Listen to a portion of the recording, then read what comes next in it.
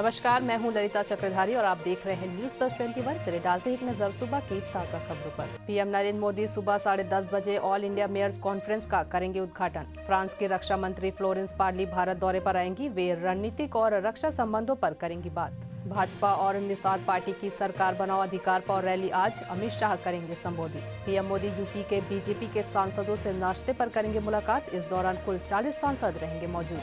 छत्तीसगढ़ के मुख्यमंत्री भूपेश बघेल ने अपनी सरकार के 3 साल पूरा होने पर कहा कि उनकी सरकार के मंत्रियों के कामकाज की अब होनी चाहिए समीक्षा।